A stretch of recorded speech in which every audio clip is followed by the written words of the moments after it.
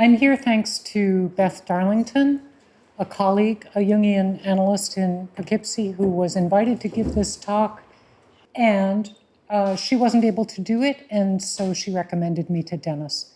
And of course, it's with sadness to gather here without Dennis today and without Laura. I'm a Jungian analyst and visual artist and writer from Great Barrington. And my basic premise is that if you're going to listen to me talk, you'd better have some really good paintings and drawings to look at. So I'm confident that I'll be providing that today for you. So in this talk, we're going to be looking at how shadows have been depicted in visual art while considering psychological ideas about shadow, deriving from Jung's idea about shadow primarily, to see if painted and drawn shadows can shed light on Jung's concept of shadow.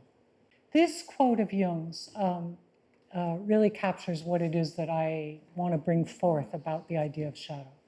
To confront a person with, I'm going to change the pronouns up though, with their shadow is to show them their own light. So a bit of an overview of what we're going to be talking about.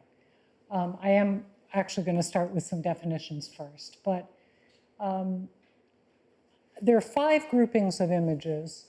The first from the Renaissance, beginning with Masaccio, who was really the first artist in Western art to depict shadows, although there was a Greek painter who did it first. And so Renaissance, which began to create volume and depth and make that bring much more meaning and expression and bring more value, which is, in my way of looking at it, can shed some light on how shadow, understanding of shadow, of our own shadow, can heighten meaning and value psychologically. And then Baroque, Renaissance moving into Baroque art exaggerates the lights and darks in a very dramatic way, and that more polarized and dramatic relationship between shadow and ego, we'll explore that a bit. And then jump ahead a couple of centuries to Chevreul and the Impressionist painters who were influenced by his theories on color and looking at luminosity of shadow. From there, just a little bit of an excursion sideways into the symbolist painter Odilon Redon, and who was one of the first to begin to use his dreams as subject matter in his drawings and prints and paintings, and how dreams certainly bring forth a lot of shadow material. Then ending with a group of contemporary images, both visual artists and also protest art and street art, to see how our collective shadow is revealed by contemporary artists.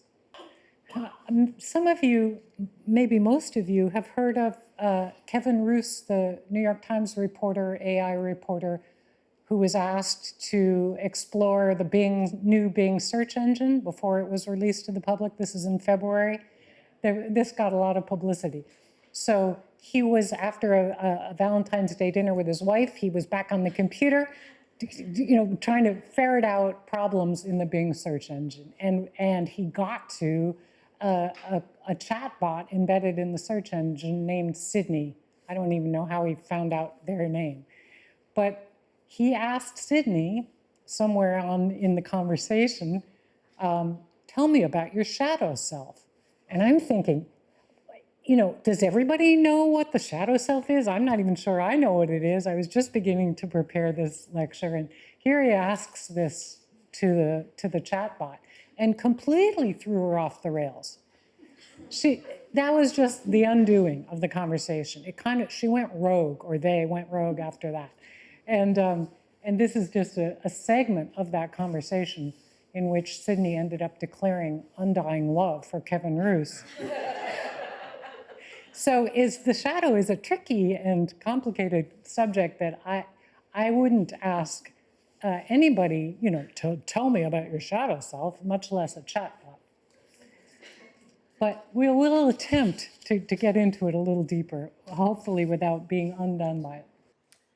So I wanted just to start with some, it's always good to start with definitions. The dictionary definition of shadow is a dark area created when light is blocked by an opaque object, and a silhouette, and the silhouette shows up in a number of the artwork that I'm going to show. A silhouette is the cross-section of a shadow. I love these Bresson photographs. So Jungian definitions of a shadow, much more complicated or more involved. A shadow in Jung's sense can be understood as aspects of ourselves that we prefer not to see or know. And of course, I meant to say at the beginning that with the conference titled Embracing Darkness, Finding Light, it was just a no-brainer that I had to talk about shadow, right? So, and finding light in the shadow, which is my particular interest. So, it's aspects of ourselves we prefer not to know. Jung defined it most simply as the thing a person has no wish to be. And he stated that the ego stands in relation to shadow as light to shade. It's shadow which makes us human. Robert Johnson, another Jungian analyst, wrote a beautiful little book. I wish I had realized how good it was in time to have it on the book table, but I recommend it to everyone. It's called Embracing Your Own Shadow. It's short and very readable, like all of Johnson's books. He said in that book, to make light is to make shadow. One cannot exist without the other. So it's the other person in oneself, one's own dark side, the sum of all the unpleasant qualities that we want to hide and which we judge and experience as worthless. But it's also good qualities that we don't see or own. And we'll come back to that. So it can have a brighter quality to it. It is in a dynamic relationship with consciousness. It's not static. It doesn't stay still because our ego consciousness is always shifting and changing. This is another quote from Jung. Everyone carries a shadow, and the less it is embodied in the individual's conscious life, the blacker and denser it is. If an inferiority is conscious, one always has a chance to correct it. The darkness of shadow can be understood as primarily personal. It's in the personal unconscious, not the collective. So, well, I'll come back to that again also, but it's closer to consciousness. It's unconscious content that we can shed some light on and integrate, and that's a big part of the work of analysis and psychotherapy, as I understand it. And we have a natural and unfortunate tendency to project our shadow onto others. Johnson wrote in that book, unless we do conscious work on it, the shadow almost always gets projected, and projection is always easier than assimilation. There is, of course, a broader collective aspect of shadow, and we're seeing and hearing a great deal about that these days. It's really in our face. Racism is a huge part of the shadow of this country and many others, as is the denial of climate change and environmental destruction. Religions cast huge collective shadows, and so on. Generally speaking, as I've been saying, shadow has a negative cast, but people who identify with a darker side of themselves may have what we Jungians called a bright shadow. And it's my contention that most of our shadows have more brightness and color and light in them than we think. And that's the point of this lecture, really, and these images. So this was really the fresco that got me thinking about this whole subject. I thought, well, if I'm going to talk about shadow, I've got to talk about paintings, and what about shadows in paintings and drawings? Masaccio, early Renaissance painter and fresco, great maker of frescoes, is credited with being the first to really depict shadows in his work. And in this painting, fresco, I should say, St. Paul is healing the sick with his shadow. And that really struck me as interesting. So Masaccio was not the first, actually, to paint shadows. Pliny said that it was Apollodorus, Pliny's Roman historian. According to Pliny, Apollodorus, who lived in 5th century BC Greece, was the first to give his figures the appearance of reality, in Pliny's words. He was called skiagraphos, or shadow painter, and his technique influenced many future painters, although they kind of ignored it in medieval times. But apparently the Renaissance artists were still able to see some of his wall paintings, although they don't survive now. So when the Italian Renaissance artists started to work this way, they called it chiaroscuro, light in darkness. So what is it about the shadow that could have the capacity to heal? Robert Johnson writes, to one's own shadow, to own one's own shadow is to reach a holy place, an inner center not attainable in any other way. And Jung, supposedly, I haven't been able to find the source, and I've asked many colleagues and they haven't either, but it is often quoted that Jung said the shadow is up to 80% pure gold. In other words, it can be redeemed. And in some quotes, it's up to 90%, but I still haven't been able to tell where he said that, so I can't tell you which is true. Next slide, please. So I just want to show you that, and I have a date wrong somewhere, and I'll hope to catch that. On the right is Masaccio's expulsion of Adam and Eve from paradise in that same cycle of frescoes in the Brancacci Chapel in Florence. And 20 years later, his contemporary Giovanni di Paolo's painting of an expulsion. This one, it's such a beautiful painting. It's in the Metropolitan in the Lehman collection. There's so much more expression and feeling in the Masaccio, even though I love the other painting. And that's partly because of the shadow, because of the modeling in it. Next slide will show you even a better close-up, yeah? It's really quite remarkable. And beautiful though it is, very different from the still slightly more medieval painting by Di Paolo, the detail on the right of Adam and Eve. So shadow really lends something to painting. And this is a little art historical aside. This is the same period of time, a Chinese painting above, another Italian painting by another great favorite of mine below, and they're not doing yet, well, Chinese use of perspective continued to be very different, and no depiction of shadow per se. The painting above is a wonderful example of that Chinese stacked, tilted plane perspective. So things recede by being indicated higher up on a tilted plane. And the painting below by Sassetta, he was beginning to use the single vanishing point of perspective, but not much in the way of shadows. And the saint is floating there with his little cloud around his bottom and not casting a shadow at all. So now jumping ahead 100 years into the High Renaissance and Michelangelo,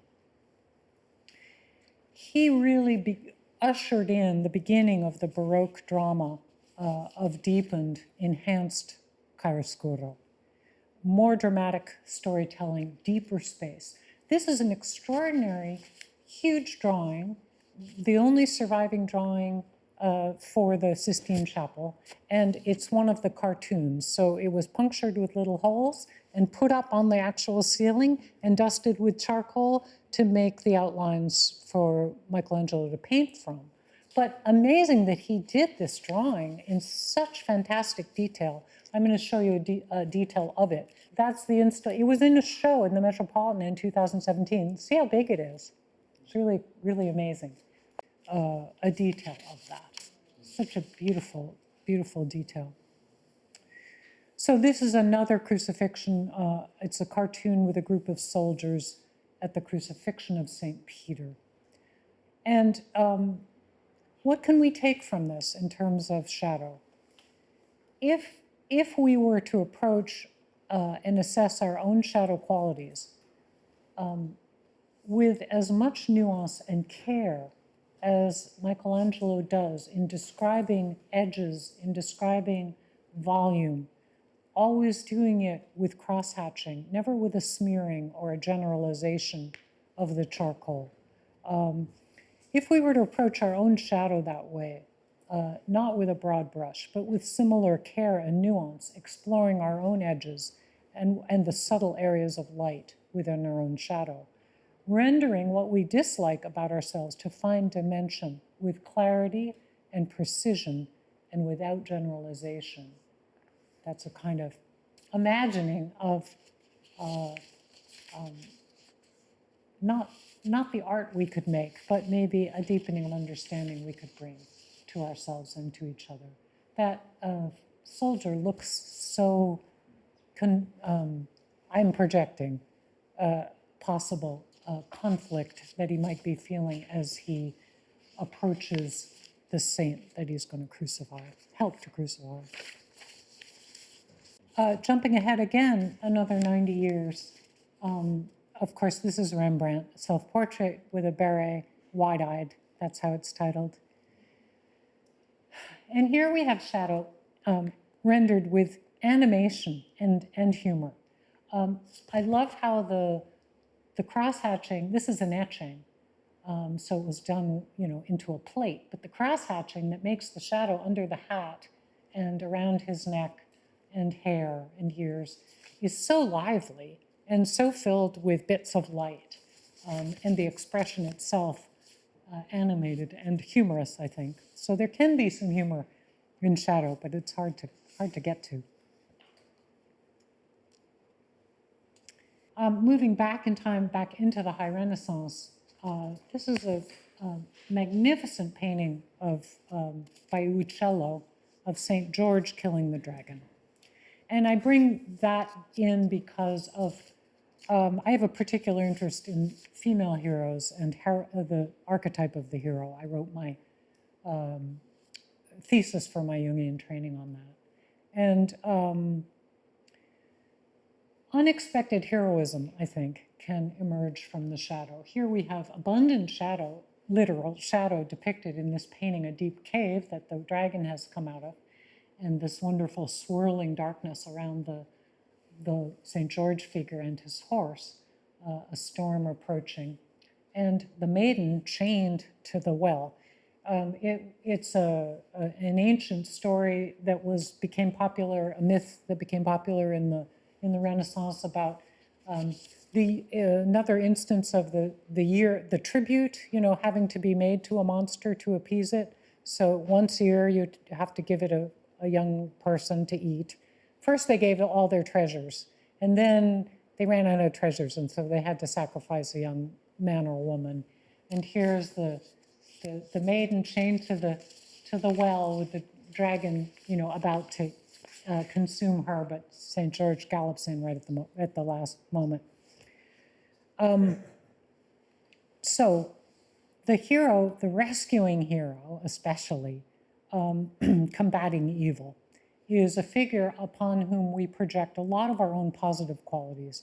And Robert Johnson makes a great point about, why is it that we project our best qualities? He feels that falling in love and also all of our hero worship are instances of projecting our positive shadow, our bright shadow, not being able to own it ourselves, but projecting it onto somebody else, and then either worshiping them or falling in love with them. Heroes, in this classic rescuing hero sense, up until very recently, only the male heroes were written about.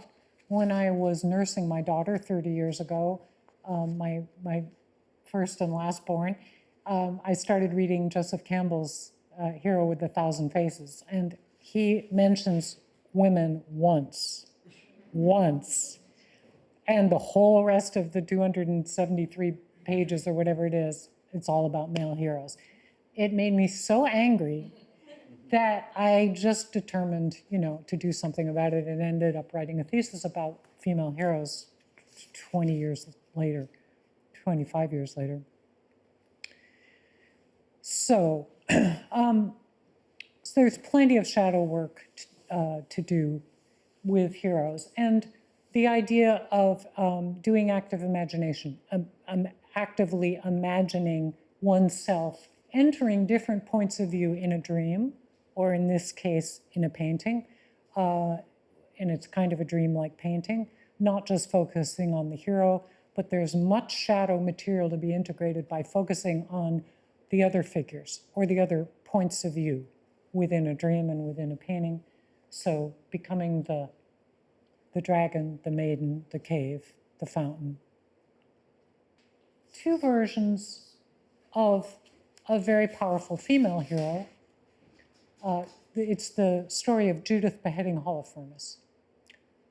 Judith was a pious Jewish widow who was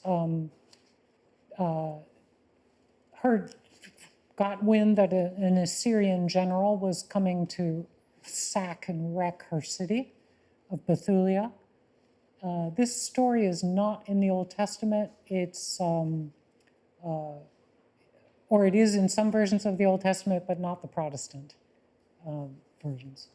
An Assyrian general, Holofernes, was about to destroy her town of Bethulia, her city of Bethulia. And he noticed her when he rode into town. She was very beautiful. And he invited her to his tent for a meal. She hid a dagger in her dress and came. She came to the dinner with her maid, with the dagger hidden. They got him drinking wine, and he drank himself unconscious. Luckily, she then grabbed him and beheaded him, thus saving her city. Quite a female hero. It was a popular motif in the Renaissance. Caravaggio, which is the painting on the upper right, Caravaggio is a staggeringly amazing painter, as we know, but he painted it at the end of the 16th century, and then Artemisia Gentileschi, the daughter of a painter, a well-known painter, father was a friend of Caravaggio's. She was kind of a prodigy, trained in her father's studio, but she ended up painting a version of it just over 20 years later that's on the left. His painting might, we could consider it almost in some ways a better painting, but it's a very interesting contrast between his Judith on the upper right is a little tentative. She looks horrified, understandably horrified. The maid is old. She's just standing looking on, doing nothing. By contrast, and the figure of Holofernes is graphic and being gorgeously murdered.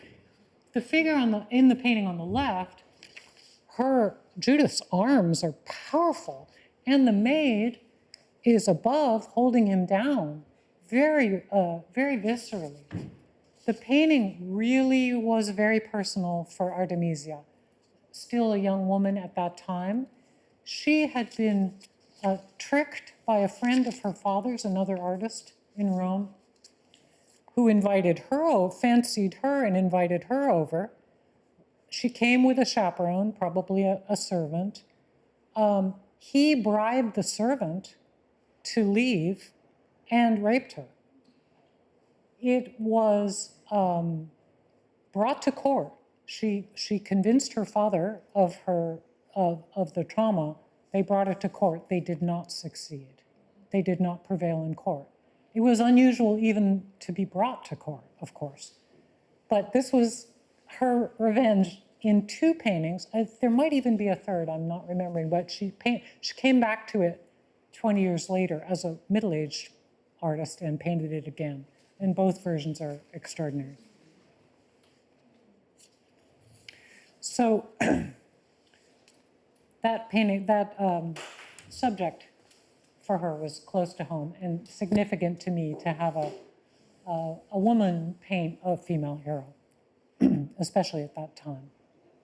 So now we're going to jump ahead to 19th century and the Impressionists.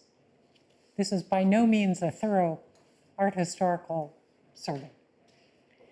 So on the left is a chemist by the name of Chevreul, a French chemist, photographed by the famous photographer Paul Nadar at age 100. He lived to be 103 and became an expert on gerontology in his last 3 years of his life. He was an extraordinary man. He was the first to define the nature of chemical compounds. He also happened to discover that diabetes excrete glucose, and he invented margarine, and he revolutionized the making of soap and all kinds of other things. But he came up with a color theory that profoundly influenced the artists of his day. Initially, he was consulted by the Gobelin Tapestry Company, a famous tapestry company, because some customers had complained that the black in their dye, in their black cloth, was not really black. It wasn't black enough. He looked at the samples. He concluded that it was an optical problem. The black was pure black, but that they were seeing the sample, they would put it down on red, or they'd put it down next to red or gray, and it would change the way they saw it. Yeah. So he got fascinated by the perception of color. And it had already been observed, actually I think by another Frenchman, that color, and this is something that all the artists here I'm sure know, that the shadow is the complementary color of the light source.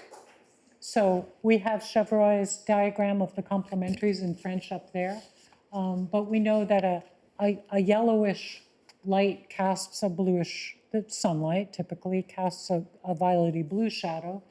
At sunset, a reddish light will cast almost a greenish shadow. It's not vividly green, but it's a little bit green.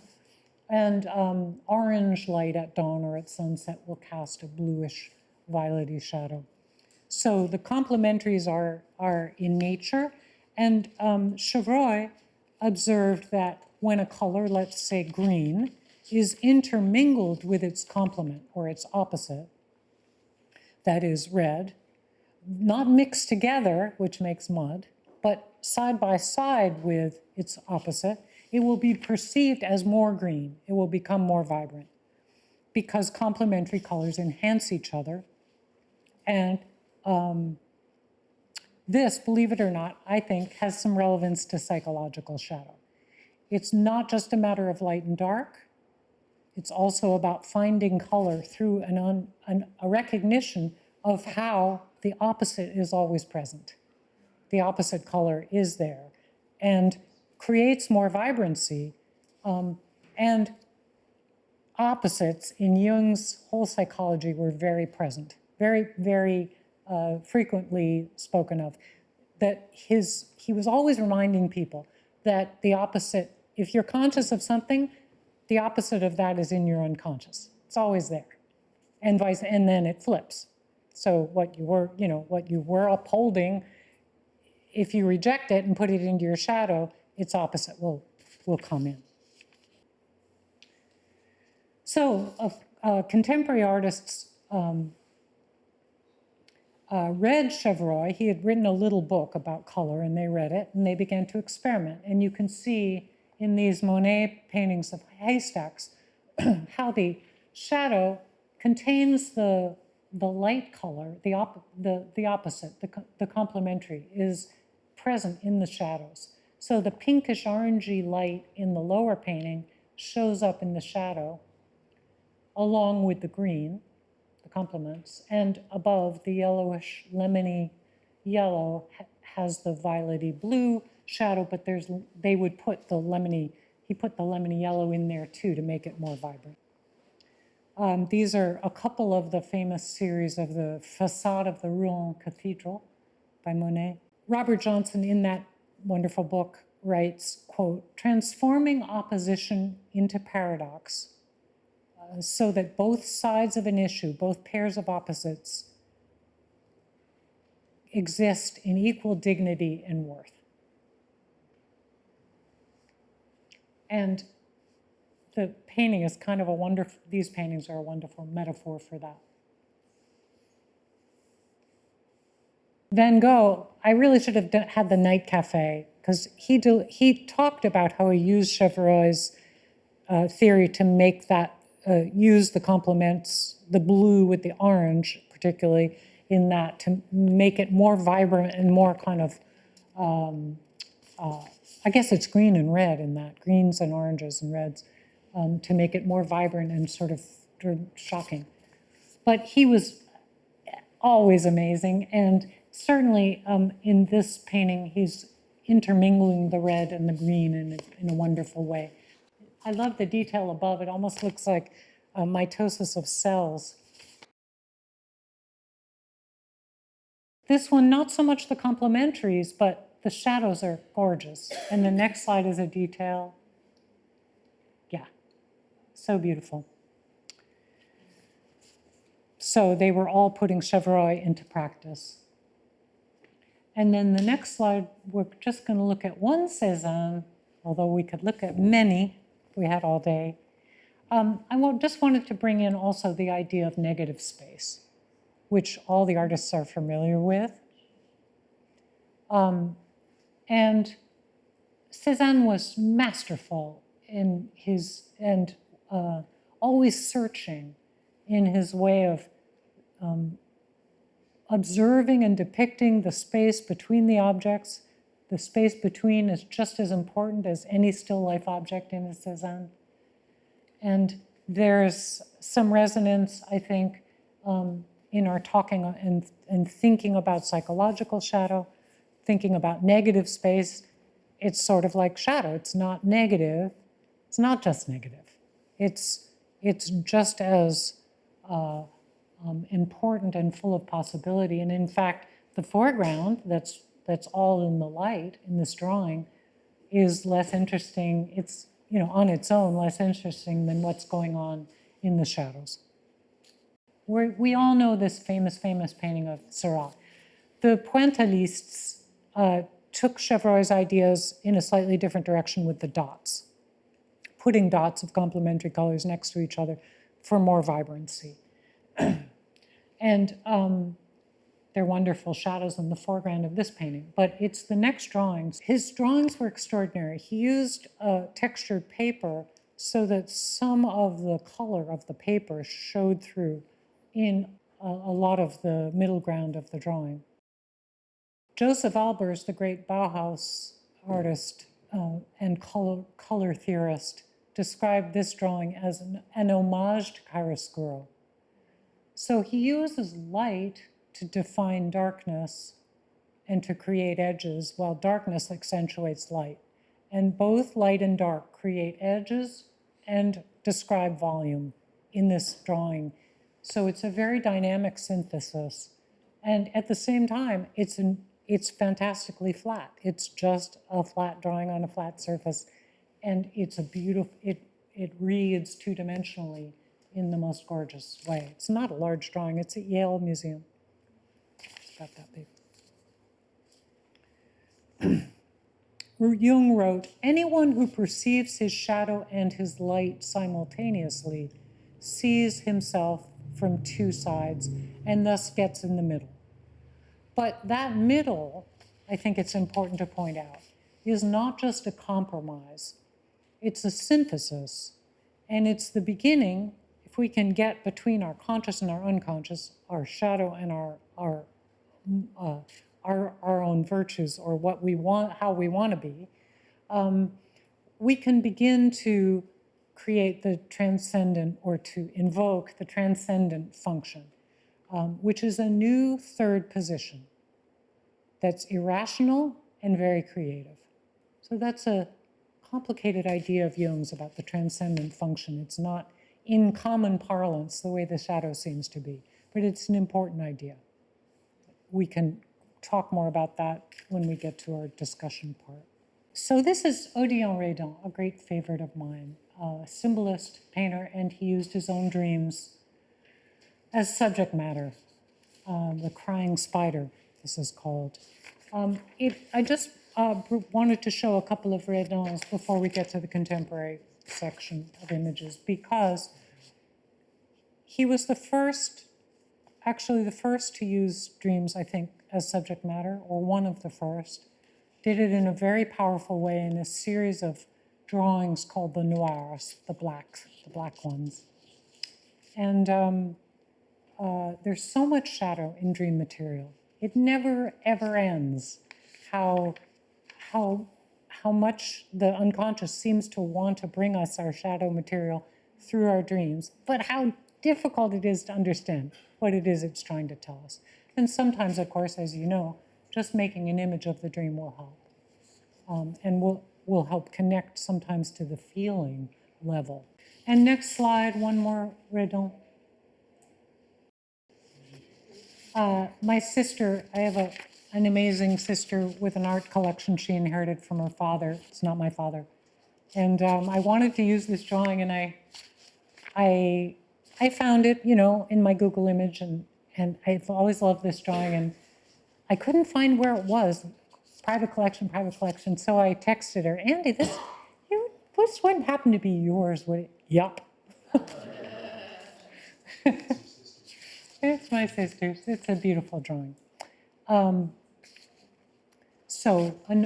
Again, amazing, feels to me like a dream image, and a lot of shadow material there, I think, for us still, not just for him then. All the outcasts, the frightened and frightening figures that show up in our dreams, it's always challenging to bring them closer, to own them, to talk with them. But if we can't get closer to them, they remain alien and incomprehensible. Paul Tillich, in a sermon, a wonderful sermon called You Are Accepted, that I only just read, says, we always remain in the power of that from which we are estranged. Jumping into contemporary art, this is the wonderful artist Kara Walker. It's a very large print from a series of prints. She continues to do great work. Contemporary art is doing a magnificent job of showing us our own shadow. This is a quote from Jung. None of us stands outside of humanity's black collective shadow. Whether the crime occurred many generations back or happens today, it remains the symptom of a disposition that is always and everywhere present. Kara Walker's fantastic use of a silhouette, a shadow silhouette in front of a print. It's called Cotton Hordes in the Southern Swamp.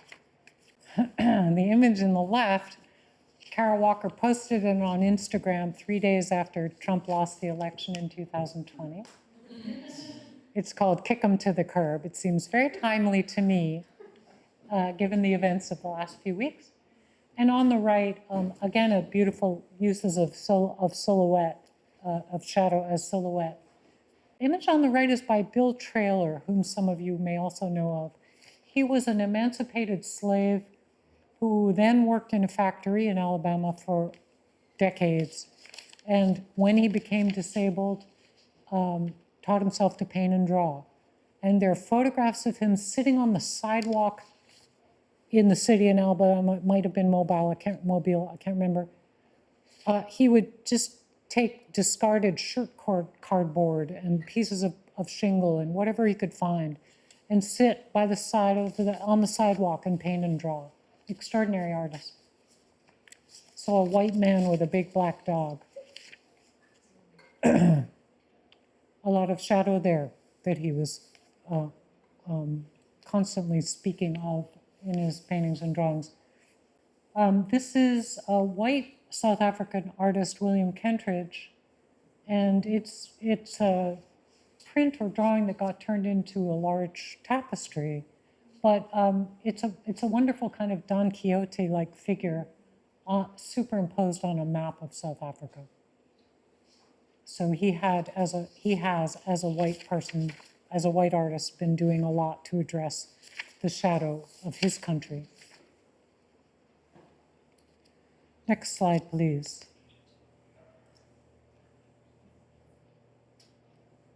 Do you all know about Banksy? Yes. Banksy still has his identity, or their identity still has not been revealed, which is extraordinary. Extraordinary that they choose to remain and to work anonymously, which means these are all done overnight, wherever he goes in the world, or wherever they go. They went to Kiev and did these last fall, and this is just one of a number of them. And that, of course, it looks like a sculpture, but it's one of the things they welded to keep tanks from going down the streets. They are masterful at bringing up shadow material and putting it right on the wall. And I think that there have been probably ongoing lawsuits because people have hacked pieces of Banksy murals off of walls and taken them to auction houses and sold them for millions of dollars, and Banksy's fighting all of that. I wanted to include some protest art because it's ongoing and magnificent in its way of bringing shadow into our awareness and creating change. Nan Goldin, who's now the subject, as you know, of a Oscar-winning documentary, is a photographer who became addicted to opioids unnecessarily and then got clean and began to become an activist in the cause of stopping the Sacklers and bringing their crime to light. This protest was staged at the Sackler wing in the Metropolitan Museum. Prescription pills were floated in the fountain, in the reflecting pool in front of the Temple of Dender, and they did a die-in, very powerful, which has been followed by another one. Next slide. Was it like a flash mob, or they had permission to do it? You know, I do not know either with that one or this one if they had permission, but she did succeed in getting the Met to take down the Sackler name, and not just at the Met. I think at the Guggenheim also, and other museums and other artists, other famous artists have gotten on board with this. This is in the wonderful Assyrian room at the Met. This is another die-in that took place in the fall by Iranian artists in solidarity with Iranian protesters, I should say. They weren't all Iranian artists, but very powerful event. And next slide. I know that this one was spontaneous. I don't think they had permission. This is sponsored by the same group. Woman, Life, Freedom is the group in support of the protests going on in Iran, where the young women had been martyred just shortly before this protest in October. And one of them, Masa Amini's face, appears on these banners. And it was a magnificent protest, I think. Thank you. That's the last slide. So we have a little bit of time for some questions and answers. Comments, if anybody has any. Oh, thank you. Yes. I run into a Mark Strand line from a poem. The shadow of chaos is order. Beautiful. Isn't it? Wow, I've got to write that down. That's a great one. That's perfect. Yeah. That's why I have my pen and paper here. Who said that? Mark Strand, the poet. It's in a much longer poem of his. What's the line The shadow of chaos is order. Oh.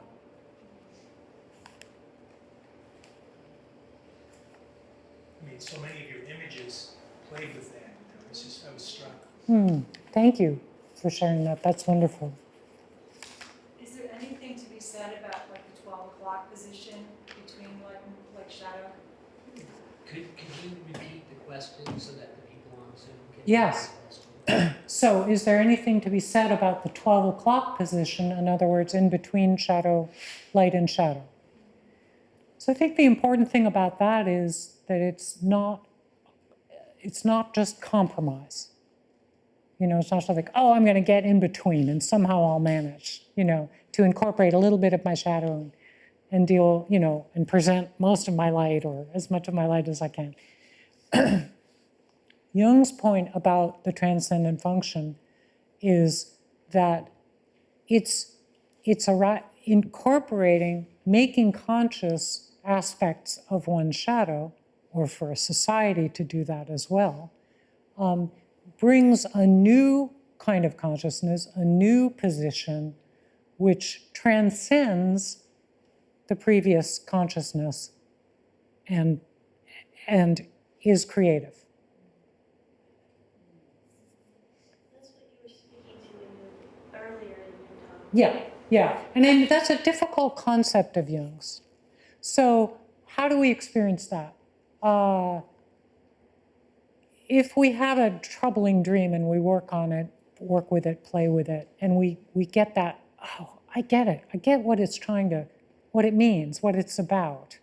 That sense of getting a different angle, you know, from the dream. And then if we do something with that, we make a change, we decide to make a drawing of it or a dance or do a little ritual, just write it in our journal and really take in that sense of meaning. That's a little bit of creation of the transcendent function because it always changes your conscious attitude. And if you don't change your conscious attitude, if you're just stuck in it and your shadow stays shadow, there's no way for that transcendence to happen. Yes? So I'm thinking about the difference between working with the shadow and something that many people seek in their lives, which is balance. So could you say something about the difference between yeah. Could I say something about the difference between balance, which many people are trying to achieve in their life, and shadow, working with shadow? We can't denigrate balance. We have to have balance, right? Yes, or we fall over, exactly. And that's really, it's vital. But working with shadow can kind of push us. We have to get off balance a little bit for a while before we can come back. And then maybe it's a new balance because there's maybe some new expansion, a little more expansion, less constriction in it. Well, balance you can be stuck in balance. You can be stuck in balance, yes. Balance is dynamic. Yeah, thank you. Not static. Thank you. That's what I was trying to say. It's constantly changing. Balance is dynamic. I think to deny the shadow is denying a place of, it's like you're not connecting with the other side of yourself. So Yes, that in itself feels like could be like true. Not connecting with shadow is a way of remaining off balance, but it's frequently done. It's ubiquitous almost. So yes. Yeah, you said something I'd like to hear a little bit more on, like that Joan said that whatever, you could always find the opposite in what you're having in shadow. Can you give some good examples or talk a little bit about that? The opposite is always present. He was always saying that. Examples of that. I did try to think of some examples. I thought, you'd better have some examples. something that I've been exploring lately with in therapy, with my patient, with a couple of patients, one in particular. Sometimes a person will identify not with the hero, but with the anti-hero. And I'm really interested in anti-heroes, some of whom do great things. Some of them are just destructive, but often there's a lot of positive in that. But when one person I work with, he used to be in a heavy metal band. He's sort of punk identified, but now getting older. It's hard to be an older punk. You know, that's already a problem. But it's kind of an identification with shadow, and his light is in his shadow. A lot of his light brightness, his amazing qualities are in his shadow. And what? The golden shadow. The golden shadow, yeah. That's sort of true of this person. And so the work of the analysis is to bring a new balance to that. You know, and I have a lot of respect for that dark. I'm not identified that way myself, but I have a lot of respect for that. And Black Lives Matter, the whole movement has to do with trying, you know, with bringing awareness to what was shoved into the shadow and kept there by our police forces, by our laws, by our legislators, and still is. Right? That entire uprising, right on the heels of Me Too movement, is another aspect of, you know, the collective finally saying, enough! You can't keep this abuse, you know, and power differential that you're trying to take advantage of in shadow. We're going to out you. You're going to see it. We're going to show it now. So are you saying that now we're in a special time where shadow is having its say, but it's also very powerful? Yes, it's a special time, but look at the backlash. Yeah. Black Lives Matter and Me Too movement, bam, what does it get followed with? Roe v. Wade gets overturned. Books are being banned. I mean, it's an incredible backlash, and that's always what happens. So Jung would have done a big I told you so. You know, it's already in my writing. I've already told you all about it. Supposedly he had his own, of course he had his own fallibility, sexual dalliances and all the rest of it, a brief falling under the sway of Hitler before he pulled himself out of it and was very, very eloquent about fascism, and the pitfalls of how a shadow figure, and he wrote about Hitler as a kind of very inferior fellow who captured people's imagination because he embodied their shadow and legitimized it, you know, acted it out. He acted out the shadow impulses of the German people in a way that was irresistible, not to everyone, but to enough. We're seeing it all over again. And, you know, I don't want to get too politicized, but it's hard not to be politicized on one side or another right now. You know, who's holding the middle? The middle can just be moderate and kind of, yeah, okay, better than the extremes. Is the transcendent function being catalyzed? Not very much at the moment in our politics in this country, but you know, it happened. It has happened. It happened with Obama. It will happen again. It's still happening. You know, it's happening with those two young men in Tennessee, the two Jordans. How extraordinary. You know, and they went back into that place of work to keep going. And I think all of that is true, that shadow is very, very clearly here being played out in our culture, but not everywhere, unfortunately. Yeah, can you speak a little bit about like what's played out in pop culture? Because like, for example, what this gentleman said about chaos, in the new Star Wars epic that's going on, The Mandalorian, one of the things is the Empire's reason for being is to bring order to the universe. And that's the Empire. So it's a perfect example of the shadow being the dark side and being the destructive, the order is the enemy, basically. The order is the enemy. The order is the enemy, and I think that everything you're talking about in pop culture, in mainstream consciousness is being played out. Like Marvel heroes, what's in the movies now and what's in pop culture are all that kind of dichotomy. Like there's a lot of heroes, anti-heroes, and things like that. Yeah. I'm sorry, they're saying they can't hear that So, conversation. So the bringing in pop culture, very important, that a lot of this shadow material, is being played out with, and there are anti-heroes and heroes exemplifying a lot of this tension and battle between shadow and conscious position of too much order, too much force and repression being overturned.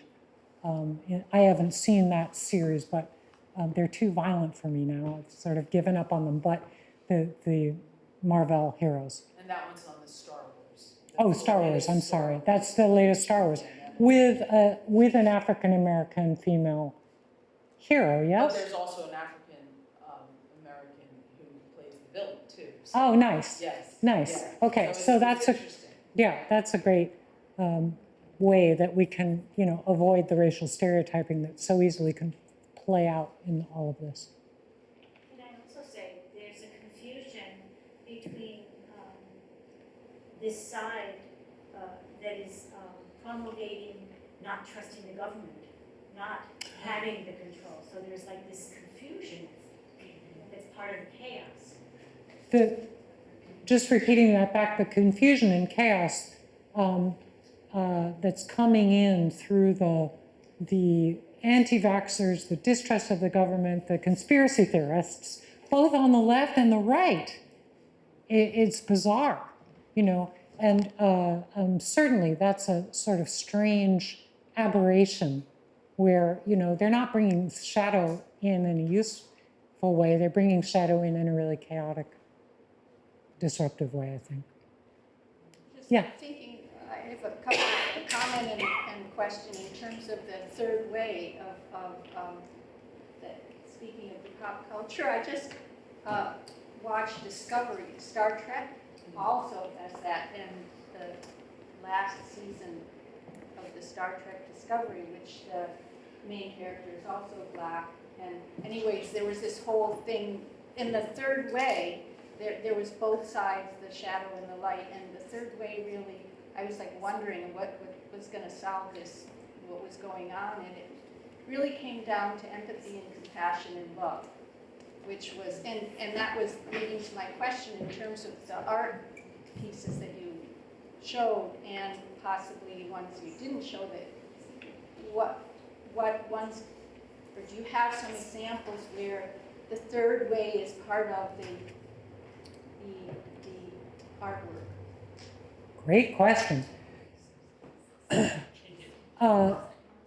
Do I have examples of artwork in which this third way or transcendent function is made visible? I think in some sense, what makes great art great is that it's in there somehow. It couldn't be made without that. I just, as I was thinking that and you started, I was thinking the beauty of the whole work of art is really the third way. It is in a way, yeah. And the inventiveness and the whatever an artist brings to it that no one else has brought. But in terms of the work of shadow, bringing shadow into consciousness, that can't be done without love. That's what does it.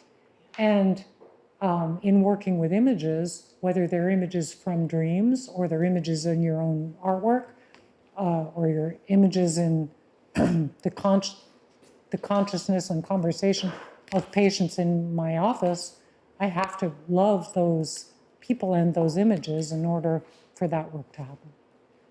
I think we need to stop. Thank you so much, everybody. So much. Wonderful. Thank you. My pleasure.